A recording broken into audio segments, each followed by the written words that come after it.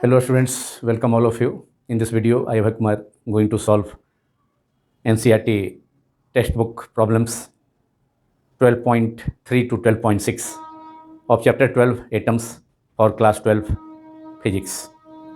इस वीडियो में class 12 physics chapter 12 atoms book 2 का प्रॉब्लम नंबर 3 से प्रॉब्लम नंबर 6 तक का सॉल्यूशन किया जाएगा, जो कि CBSE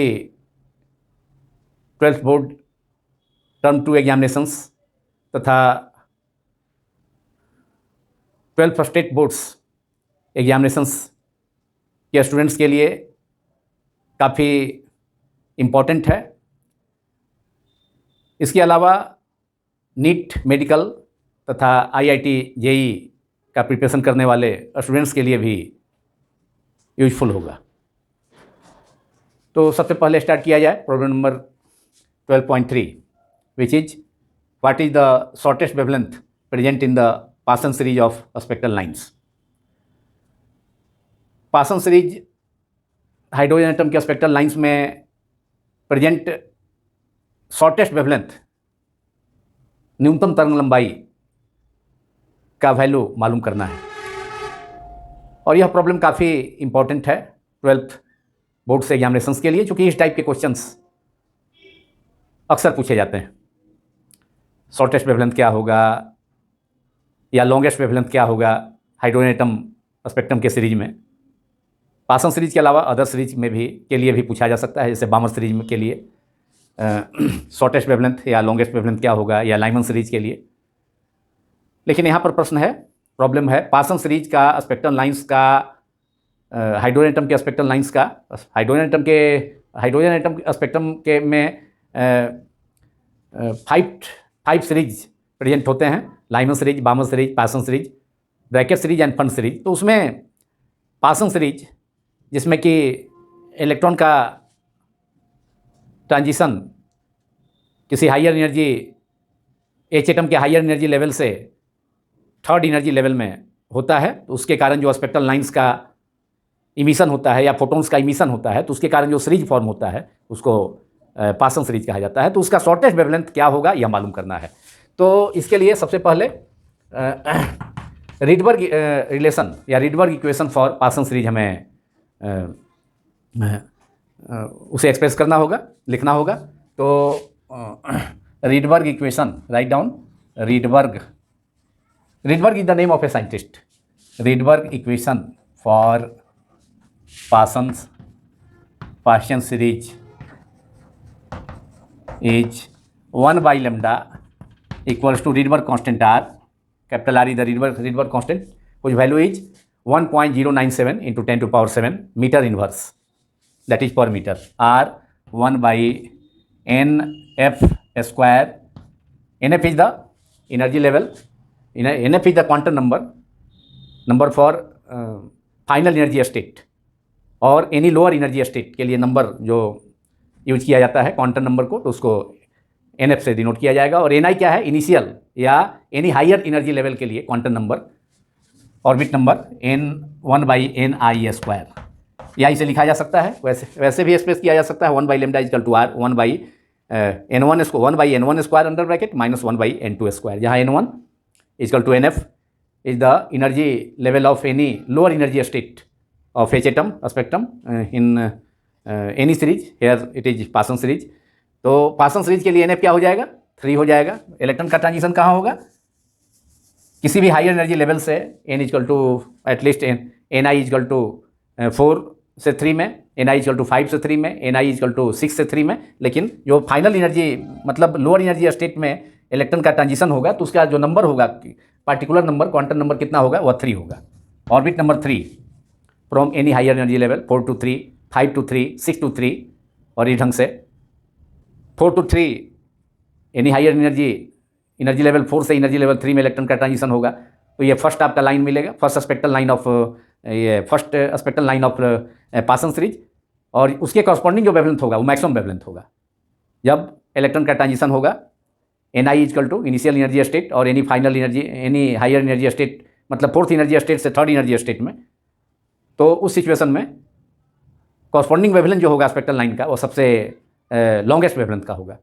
और जैसे जैसे आगे बढ़ते जाएंगे n इक्वल टू 5 से ni इक्वल टू 5 से nf equal to final energy state मतलब लोअर एनर्जी स्टेट 3 में इलेक्ट्रॉन का ट्रांजिशन होगा। तो पासन सीरीज में इलेक्ट्रॉन का ट्रांजिशन किसी भी हायर एनर्जी लेवल से, जो कि इनिशियल लेवल होगा ni से कहाँ होगा, थर्ड एनर्जी लेवल में होगा, जिसके लिए क्वांटम नंबर कितना है, नंबर ऑफ एनर्जी लेवल 3 है, तो उसमें इलेक्ट्रॉन का ट्रांजिशन होगा। तो nf equal to 3, ni equal to 4, 5, 6, 7 and so on.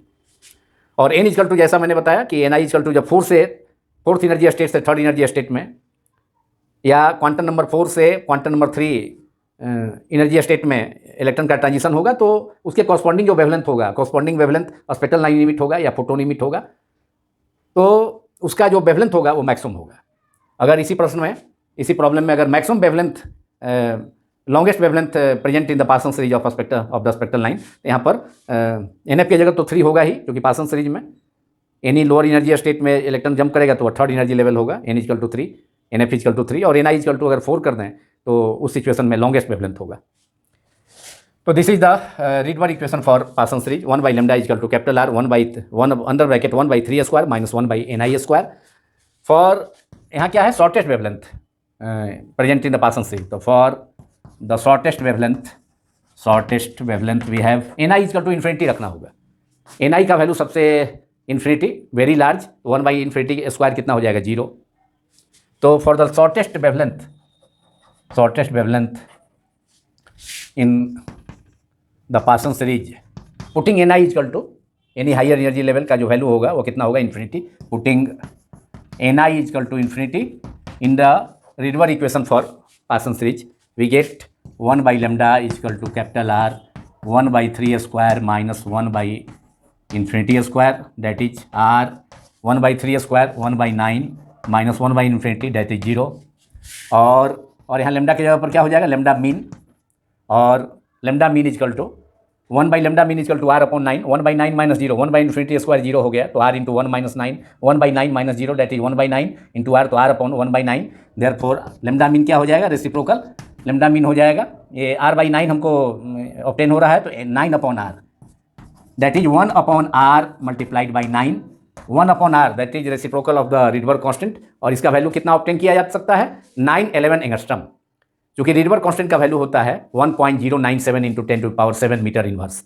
तो अगर R के जगह पर पुट कर दिया जाए 1.097 इंटू 10 टू पावर 7, तो 10 टू पावर 7 ऊपर चल जाकर के -7 हो जाएगा, और 1 अपॉन 1.097 उसका वैल्यू कितना आएगा, 0.911।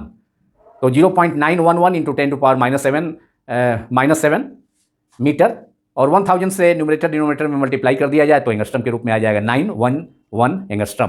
तो 1 बाई R का वैल्यू कितना हो गया, 911 एंगस्ट्रम मल्टीप्लाइड बाई 9।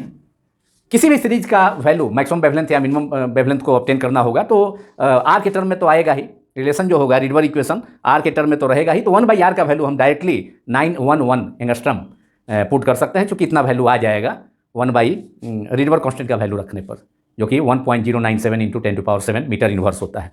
तो यहाँ 1 by R equal to 911 angstrom into 9 that is, अब मल्टीप्लाई कर दिया जाए तो ये हो जाएगा कितना, 9 into 1 9, 9 into 1 9, 9 into 9 that is 81, तो 8199 एंगस्ट्रम आंसर। ये क्या हो गया, this is the lambda mean, minimum wavelength of the spectral line of the spectral line of the Paschen series. ये मिनिमम वेवलेंथ हो गया 8199 एंगस्ट्रम, जो कि किस रीजन में पड़ रहा है, किस रीजन में है, ये रेड लाइट का वेवलेंथ 7800 एंगस्ट्रम से ज़्यादा है, 8199 एंगस्ट्रम। सो किस रीजन में है, इंफ्रारेड रीजन में। ऐसे भी पासन सीरीज हम लोग पढ़ते हैं, पासन सीरीज किस इलेक्ट्रोमैग्नेटिक स्पेक्ट्रम के किस रीजन में पाई जाती है, तो इंफ्रारेड रीजन में पाई जाती है, जो कि क्लियर है, मिनिमम वेवलेंथ भी इंफ्रारेड रीजन में है, और मैक्सिमम वेवलेंथ होगा तो उसके लिए इसी प्रॉब्लम में ni के जगह पर कितना पुट करना होगा, 4 पुट करना होगा, मतलब फोर्थ एनर्जी लेवल से थर्ड एनर्जी लेवल में H एटम का जब इलेक्ट्रॉन का ट्रांजिशन होगा तो उस समय जो स्पेक्ट्रल लाइन लिमिट होगा या फोटोन लिमिट होगा उसका वेवलेंथ मैक्सिमम होगा, तो लेमडा मैक्स का वैल्यू भी हम ऑब्टेन कर सकते हैं, R 1 by 3 square minus 1 by ni 4 square, तो 1 बाई 9 माइनस 1 बाई 16, तो फिर R के टर्म में आएगा, और 1 बाई R आएगा, रेसिप्रोकल लेमडा मैक्स में भी 1 बाई R आएगा, उसका वैल्यू 911, और जो भी टर्म इसका LCM लेने के बाद रहेगा उससे मल्टीप्लाई कर देंगे, तो ईजिली हम ऑब्टेन कर सकते हैं लेमडा मैक्सिमम भी पासन सीरीज में पासन सीरीज के स्पेक्ट्रल लाइंस का मैक्सिमम वेवलेंथ भी हम मालूम कर सकते हैं लैम्डा मैक्स। तो उसके लिए Ni हायर एनर्जी लेवल से इलेक्ट्रॉन का ट्रांजिशन होगा, तो उसके लिए या एटम का ट्रांजिशन होगा, तो उसमें Ni की जगह 4 रखना होगा, Ni की जगह, और Nf की जगह 3 तो रहेगा ही पासन सीरीज में। और लॉन्गेस्ट वेवलेंथ के लिए क्या होगा? लॉन्गेस्ट वेवलेंथ के लिए Ni क्या होगा? सबसे ज़्यादा माने इन्फिनिटी होगा, वेरी लार्ज। तो ये minimum wavelength of Paschen series lambda mean equal to 8199 angstrom. This is the answer of this problem. और ये काफ़ी इंपॉर्टेंट प्रॉब्लम है। इससे प्रीवियस ईयर एग्जामिनेशंस में भी डिफरेंट बोर्ड्स एग्जामिनेशंस के क्वेश्चन फिजिक्स के क्वेश्चन पेपर में पूछे जा चुके हैं इस टाइप के question. Now problem number 12.4, A difference of 2.3 electron volt separates two energy levels in an atom. What is the frequency of radiation emitted when the atom transits from the upper level to lower level? तो atom जब transition होता है from upper level to lower level, तो क्या होता है? Spectral line emit होता है, फोटोन इमिट होता है। तो उस सिचुएशन में उसका फ्रीक्वेंसी, जो इमिटेड फ्रीक्वेंसी है रेडिएशन का, तो उसका जो रेडिएशन इमिट होगा, फोटोन इमिट होगा, तो उसकी फ्रीक्वेंसी मालूम करनी है। और difference of two energy level कितना है? टू एनर्जी लेवल, ये उसके बीच का एनर्जी लेवल का डिफरेंस कितना है? 2.3 इलेक्ट्रॉन वोल्ट। तो it is given difference in two energy level का डिफरेंस कितना है? E2 - E1 higher energy level और लोअर एनर्जी लेवल का E2 - E1, और E2 - E1 is what? 2.3 electron volt. It is given E2 - E1 difference in two energy level. E2 represents the higher energy level and E1 is the energy of the lower energy level of H atom spectrum. So E2 - E1 is given, it is given 2.3 electron volt.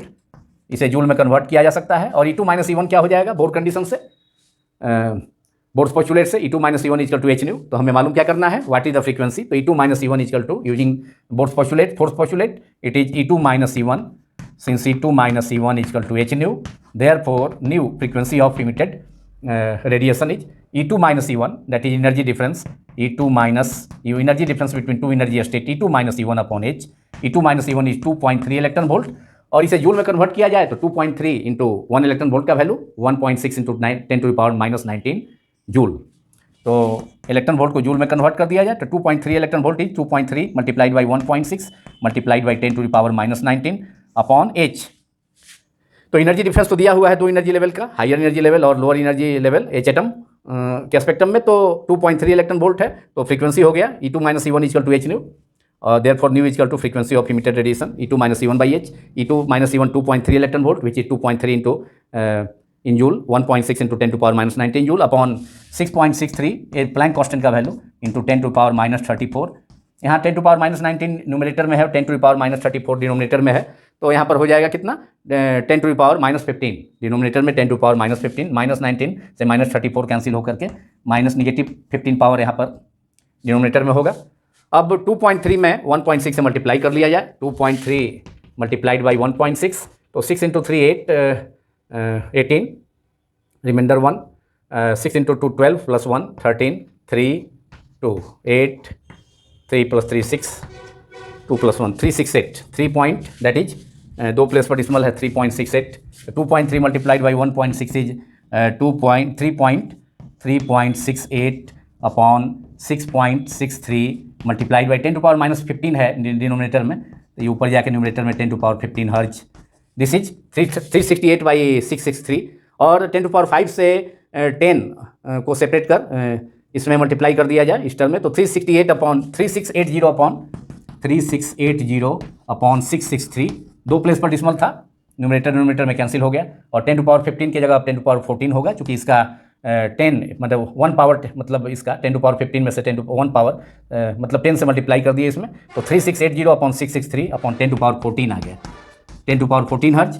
अब 3680 में 663 से multiply करेंगे तो 5.5 into 10⁻14 हर्ज, 5.55 into 10⁻14 hertz, that is answer is 5.55 into 10⁻14 hertz answer, that is frequency hertz H, जिसका symbol Z होता है, and symbol of frequency is nu. So frequency of emitted radiation, emitted photon is nu equal to 5.55 into 10⁻14 हर्ज।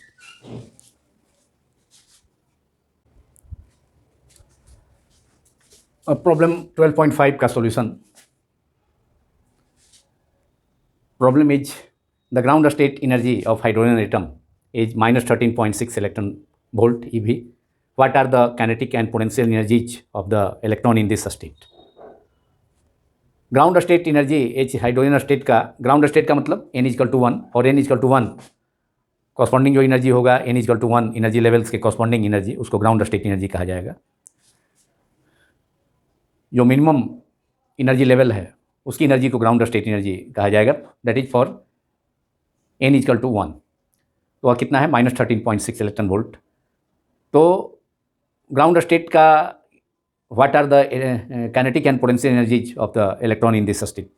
इस ground state में, H atom के ground state में, जिसकी total energy -13.6 electron volt है, तो उसमें काइनेटिक एनर्जी कितनी होगी और पोटेंशियल एनर्जी कितनी होगी इलेक्ट्रॉन की, यह मालूम करना है. और यह प्रॉब्लम काफ़ी इंपॉर्टेंट है, वेरी वेरी इंपॉर्टेंट प्रॉब्लम. और प्रीवियस 12 बोर्ड्स के, सीबीएसई बोर्ड तथा 12 स्टेट्स बोर्ड्स के फिजिक्स पेपर्स में इसे या इस टाइप का प्रॉब्लम प्रीवियस ईयर्स में भी पूछे जा चुके हैं. तो problem 12.5 is very very important. तो यहाँ पर E1 दिया हुआ है, मतलब टोटल एनर्जी, मतलब फर्स्ट एनर्जी ग्राउंड स्टेट के लिए क्या होगा, n is equal to 1, E1 is equal to कितना है -E1, इसी को E हम मान लें, सपोज कर लें. टोटल एनर्जी के लिए -13.6 इलेक्ट्रॉन वोल्ट. कैसे ऑब्टेन करते हैं, nth energy level H atom के लिए फॉर्मूला कितना होता है इलेक्ट्रॉन वोल्ट में, En is equal to -13.6 upon n square electron volt. तो ग्राउंड स्टेट के लिए क्या होगा, n इजकल टू 1, मिनिमम जो लोएस्ट एनर्जी लेवल है which is called ground state energy level, तो n इजकल टू 1 हो जाएगा. तो E1 is equal to -13.6 upon 1 square electron volt, that is -13.6 electron volt, जो कि प्रॉब्लम में दिया है. तो अब इस ग्राउंड स्टेट में इलेक्ट्रॉन की टोटल एनर्जी तो मालूम है, E1 इजकल टू E हमने सपोज किया इजकल टू -13.6 इलेक्ट्रॉन वोल्ट. तो काइनेटिक एनर्जी कितनी होगी और पोटेंशियल एनर्जी कितनी होगी. तो काफ़ी आसान ये प्रॉब्लम है. पोटेंशियल एनर्जी जो होता है वह टोटल एनर्जी, मतलब टोटल एनर्जी के टर्म में उसको एक्सप्रेस कर सकते हैं. पोटेंशियल एनर्जी 2 × E, मतलब टोटल एनर्जी का 2 टाइम्स. तो potential energy of the electron in the ground state of H atom is P is equal to 2 × E. 2 × direct relation इसका है, इस रिलेशन को हम ऑब्टेन भी कर सकते हैं, लेकिन पहले इसका सॉल्यूशन इस रिलेशन से हम कर लें. तो 2 × E, that is 2 × E is equal to -13.6 electron volt, that is 13.6 × 2, 13.6 × 2 multiply कर देंगे तो ये हो जाएगा -27.2 electron volt. This is the potential energy of the electron in the ground state of, ground state means the lowest energy state for which n is equal to 1. तो कितना आ गया आंसर, -27.2 इलेक्ट्रॉन वोल्ट. और पोटेंशियल एनर्जी हमेशा negative, expression भी इसका negative, इसका expression में भी टर्म इसका निगेटिव है, तो पोटेंशियल एनर्जी निगेटिव, ये आंसर हो गया. Potential energy of the electron in the ground state of H atom is -27.2 electron volt. Now kinetic energy of the electron in the ground state of H atom is, kinetic energy जो होगा, kinetic energy और total energy में relation है. Kinetic energy जो होगा total energy का negative, मतलब -E, K is equal to total energy, ground state में total energy E1 is equal to E suppose किया गया है, तो -E,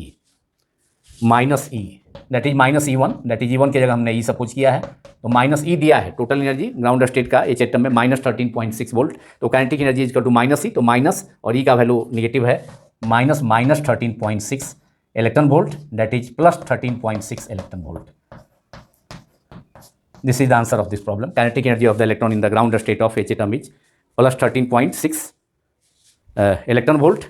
काइनेटिक एनर्जी निगेटिव नहीं हो सकता है, पोटेंशियल एनर्जी निगेटिव होता है. और इस रिलेशन को हमने डायरेक्ट रिलेशन, मतलब यहाँ डायरेक्ट रिलेशन का यूज किया इस प्रॉब्लम को सॉल्व करने के लिए, कि potential energy P is equal to 2 × E, 2 × total energy of the ground state of H atom, E1 is equal to E we have taken already, and kinetic energy तो P is equal to 2E and kinetic energy is equal to -E. और कैसे ये आया ये भी हम obtain कर सकते हैं. तो पोटेंशियल एनर्जी क्या होता है, न्यूक्लियस इलेक्ट्रॉन सिस्टम का एच एटम में पोटेंशियल एनर्जी होता है कितना, -1/4 pi epsilon naught multiplied by E square upon R. Potential energy of the nucleus electron system of in H atom is -1/4 pi epsilon naught E square by R.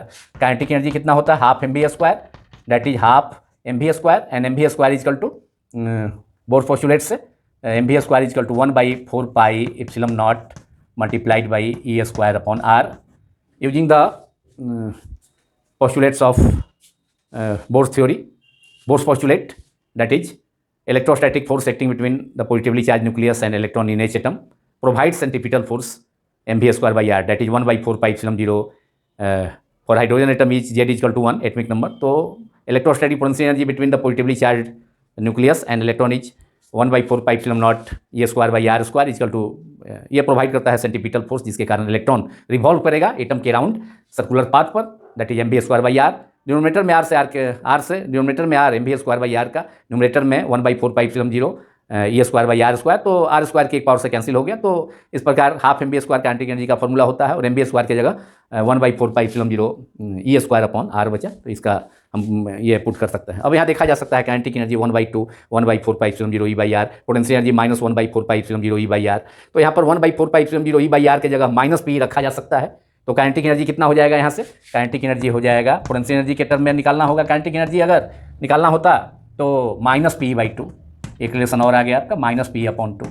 अब total energy जो ये होता है वह होता है कितना, potential energy plus kinetic energy. अब पोटेंशियल एनर्जी वाला टर्म है minus 1 by 4 pi epsilon 0 e square by r और kinetic energy 1 by 2 1 by 4 pi epsilon 0 e square by r. तो इसमें 1 by 4 pi e square by r common हो जाएगा. तो first term में बचेगा ब्रैकेट में -1, ये पूरा टर्म बाहर किए हैं, और plus half, that is -1 plus half minus half. तो टोटल एनर्जी कितना आ जाएगा, टोटल एनर्जी आ जाएगा दोनों को सम करके, टोटल एनर्जी के लिए -1 by 2 multiplied by 1 by 4 pi epsilon 0 e square upon r.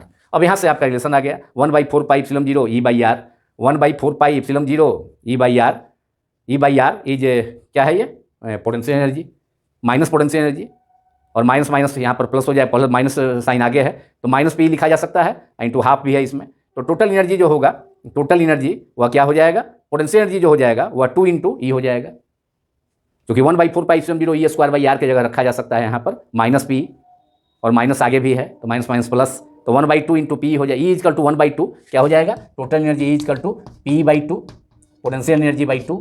Therefore P equal to potential energy of the electron in the ground state is 2 into E, और इस रिलेशन का हमने यूज किया 2 into E, potential energy is equal to 2 into E. And kinetic energy is equal to minus C, kinetic energy is equal to minus C. Kinetic energy का term है कितना, 1 by 2 1 by 4 pi epsilon 0 e square by r है, e square by r. Kinetic energy is equal to half 1 by 2 1 by 4 pi epsilon 0 e square by r, kinetic energy का value है. और total energy कितना है, minus 1 by 2 1 by 4 pi epsilon naught e square by r. तो इसलिए kinetic energy जो होगा यहाँ पर लिखा जा सकता है, काइनेटिक एनर्जी को टोटल एनर्जी के टर्म में लिखा जा सकता है कितना, माइनस सी, निगेटिव टर्म है यहाँ टोटल एनर्जी में, चूंकि निगेटिव टर्म है, और 1 by 2 into 1 by 4 pi epsilon 0 e square by r क्या है, काइनेटिक एनर्जी. तो इस टर्म में total energy is equal to minus half into 1 by 4 pi epsilon 0 e square by r की जगह पर क्या लिखा जा सकता है, काइनेटिक एनर्जी. इस रिलेशन क्या आ गया, e is equal to minus 1 by 2 into K E, E is equal to minus 1 by 2, और मतलब 1 by 2 into 1 by 2 into 1 by 4 pi epsilon 0 e square by r क्या है, काइनेटिक एनर्जी है. तो टोटल एनर्जी बराबर क्या हो जाएगा, माइनस मतलब ई इजकल टू क्या हो जाएगा, माइनस के ई, देयरफॉर के ई इजकल टू क्या हो जाएगा, माइनस सी. तो इस प्रकार हम ये डायरेक्ट रिलेशन ऑब्टेन कर सकते हैं, kinetic energy is equal to minus C और पोटेंशियल एनर्जी इजकल टू यहाँ पर ऑब्टेन किया 2 इंटू ई. तो इस रिलेशन का यूज करके एग्जाम में हम डायरेक्ट रिलेशन का यूज कर सकते हैं, और किस ढंग से आया, कैसे आया, उसे भी हमने ऑब्टेन किया. Now problem number 12.6, which is the last problem of this video, and this problem is also a very important problem. इस टाइप के भी प्रॉब्लम्स 12th बोर्ड एग्जामिनेशंस में या नीट एग्जामिनेशन में, मेडिकल एग्जामिनेशन में इंट्रेंस में, या जेई इंट्रेंस में पूछे जाते हैं. The problem is a hydrogen atom initially in the ground level absorbs a proton which excites it to the n बराबर 4 level. Determine the wavelength and frequency of proton. Hydrogen atom शुरू में कहाँ है, ground state में है, ground level energy level में है, ground state में है, लेवल में है, ग्राउंड लेवल में है. तो ग्राउंड स्टेट के लिए n इजकल टू 1, और ग्राउंड स्टेट की एनर्जी कितनी होती है, E1 is equal to minus 13.6 upon n square, n is equal to 1, that is minus 13.6 electron volt. तो E1 कितना हो गया, energy of the ground state, E1 is equal to minus 13.6 upon n square, that is ground state के लिए n is equal to 1, तो 1 square electron volt, that is minus 13.6 electron volt. तो electron कहाँ है, हाइड्रोजन एटम में, hydrogen atom initially in the ground level. तो hydrogen atom शुरू में कहाँ है, हाइड्रोजन एटम का इलेक्ट्रॉन ग्राउंड लेवल में है, और फोटोन एब्जॉर्ब करता है, absorb a photon which excites to the n equal to 4 level. अब जब atom, hydrogen atom ground state level energy में, ग्राउंड स्टेट में है, ग्राउंड लेवल में है, और फोटोन एब्जॉर्ब करता है जिससे वह एक्साइट होकर के किस में चला गया, n equal to 4 energy level में चला गया। तो फोर्थ एनर्जी लेवल में ट्रांजिशन जब होगा इलेक्ट्रॉन, तो उसका एनर्जी कितना हो जाएगा, E4 equal to -13.6 upon n square that is 4 square that is -13.6 upon 4 square is 16। Energy के लिए फॉर्मूला है इलेक्ट्रॉन वोल्ट में, nth एनर्जी लेवल का हाइड्रोजन एटम में फॉर्मूला कितनी है, En equal to -13.6 upon n square electron volt. तो ground state में कितना हो गया, जब एटम ग्राउंड स्टेट में है तो कितना हो गया इलेक्ट्रॉन का, एच एटम के इलेक्ट्रॉन का जो ग्राउंड स्टेट में एनर्जी होगा वह कितनी होगी, total energy E1 equal to -13.6 upon 1 square electron volt that is -13.6 electron volt. और एटम जब फोटोन एब्जॉर्ब करता है तो एक्साइट होकर के फोर्थ एनर्जी लेवल में चला जाता है, तो उसकी एनर्जी कितनी हो जाएगी, E4 equal to -13.6 upon 4 square that is -13.6, n की जगह 4 रख दिया गया तो 4 स्क्वायर इज 16, तो -13.6 अपॉन 16। अब इसमें डिवाइड करेंगे तो 1 से कम ही हो जाएगा, -0.85 minus it is -0.85 electron volt. H atom में फोर्थ एनर्जी लेवल में n equal to fourth energy level में हाइड्रोजन एटम का या इलेक्ट्रॉन का जो एनर्जी होगा वह कितना होगा, -0.85 इलेक्ट्रॉन वोल्ट, जिसे ऑब्टेन किया जा सकता है -13.6 upon n square, n equal to 4 square 16 -13.6 upon 16 that is -0.85 electron volt. ये हो जाएगा -136/160, तो डिवाइड करेंगे 160 से 136 में तो -0.85 इलेक्ट्रॉन वोल्ट। तो अब क्या होगा, अब दोनों एनर्जी के लेवल का जो डिफरेंस होगा वह किसके इक्वल होगा, फोटोन के इक्वल होगा, मतलब फोटोन की एनर्जी के इक्वल होगा यूजिंग बोर फोर्थ पोस्टुलेट्स। तो energy difference between two energy level of H atom is equal to H into nu. So E4 minus E1, जब इलेक्ट्रॉन एटम का ट्रांजिशन कहाँ हो गया, ग्राउंड लेवल से एनर्जी लेवल से fourth energy level में photon के अब्जॉर्प्शन से, तो E4 minus E1 is equal to, और बोर्स पोस्टुलेट का यूज कर दिया जाए फोर्थ पोस्टुलेट का, तो H न्यू हो जाएगा। एनर्जी लेवल का जो दो एनर्जी लेवल के बीच का जो डिफरेंस होगा वह H न्यू के इक्वल होगा। तो H न्यू क्या हो गया, energy of the photon.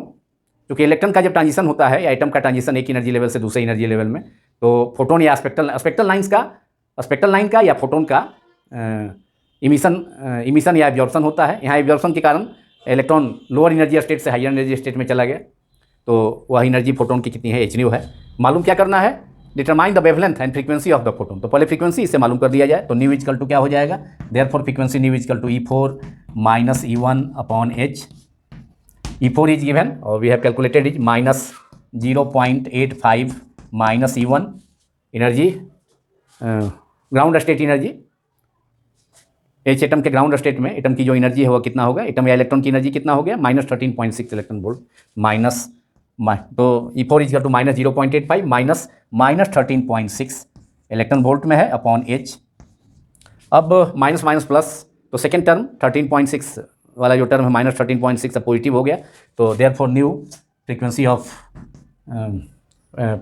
Photon nu is equal to 13.6 को पहले लिख दिया जाए -0.85 upon H। H is the Planck constant, H का वैल्यू भी हम पुट कर देंगे 6.63 इंटू 10⁻⁻34।